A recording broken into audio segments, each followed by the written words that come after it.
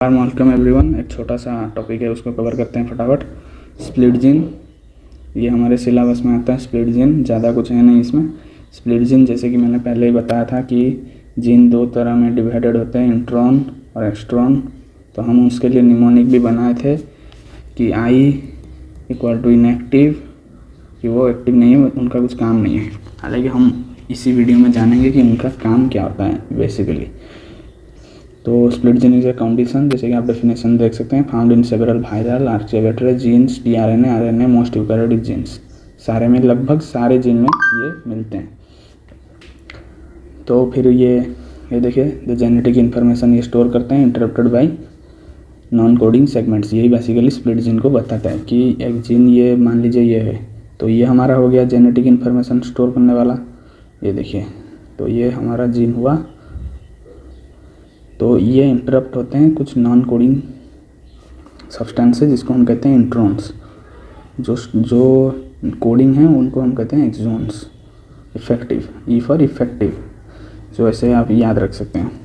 तो उसे हम बोलते हैं स्प्लिट जीन, क्योंकि स्प्लिट हो जा रहा है। एक एक्सॉन यहाँ है, फिर बाद बीच में इंट्रॉन आ जा रहा है, फिर एक्सॉन आ जाए, तो ये स्प्लिट हो जा रहा है। एक एक्सॉन और दूसरे एक्सॉन से स्प्लिट हो जा रहा है। That's why we call it split gene.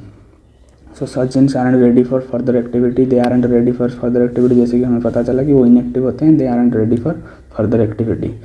So basically उनको रिमूव करना ही पड़ता है। ये एक्सॉन सिंट्रोन बेसिकली हम जान लिए थे पहले। फिर split gene conditions apply not only for mRNA but also for rRNA and tRNA। सारे कुछ RNA में ये मिल जाता है आपको, mRNA हो या फिर tRNA हो या फिर rRNA हो, सारा कुछ RNA में ये मिल जाता है। बेसिकली ये बहुत स्टैटिक पोर्शन है, you have to remember it. So split gene also found in genomes of several viruses. They are found in viruses। वो वायरस में भी मिलते हैं, आर्कियोबैक्टीरिया में मिलते हैं, सेमी ऑटोनोमस ऑर्गेनेल जैसे कि माइटोकॉन्ड्रिया और क्लोरोप्लास्ट्स, उनमें भी मिलते हैं। जैसे कि आप जानते हैं माइटोकॉन्ड्रिया और क्लोरोप्लास्ट बेसिकली सेल के अंदर, सेल हम उसको बोल सकते हैं, उनका खुद का एक जेनेटिक इन्फॉर्मेशन होता है। वो खुद एक सेल के अंदर होते बावजूद वो एक सेल की तरह काम करते हैं। ये हम बेसिक जूलॉजी में पढ़े हैं कि माइटोकॉन्ड्रिया और क्लोरोप्लास्ट सेल के अंदर और एक सेल का काम करते हैं। तो उनके अंदर भी कभी कभार हमको स्प्लिट जीन का फेनोमेनन देखने को मिल जाता है। सो आप लिख सकते हैं कि split genes can also be found in several viruses, semi autonomous organelles like mitochondria, chloroplast etcetera. अब देख रहे हैं स्प्लिट जीन, हम पिछले वीडियो में जो पढ़े थे वही। ऐसे ही आप यहाँ पर एक क्रोमोसोम आपको ड्रॉ कर लेना है, यहाँ से एक तार ले जाना है, बस बेसिकली यही आपको एग्जाम में ड्राइंग करके आना है। You will fetch marks, don't worry about it.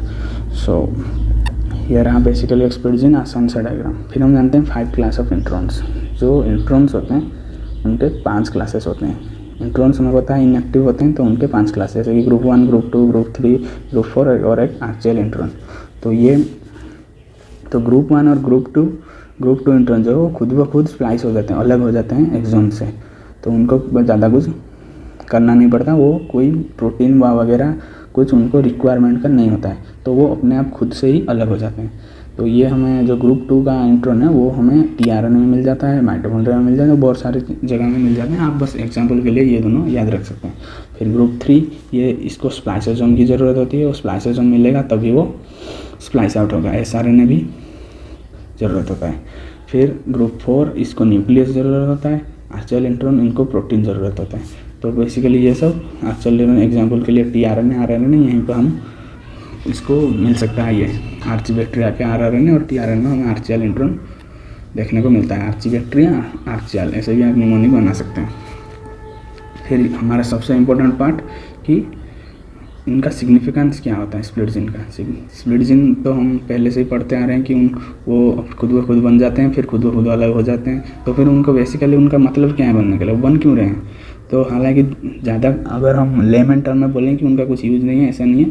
हम जूलॉजी के ओरिएंटेड बात करेंगे तो उनको ये 4 उनका फंक्शंस हैं। जैसे कि आप देख सकते हैं, act as a mutational buffer zone, एक बफर जोन की तरह काम करता है।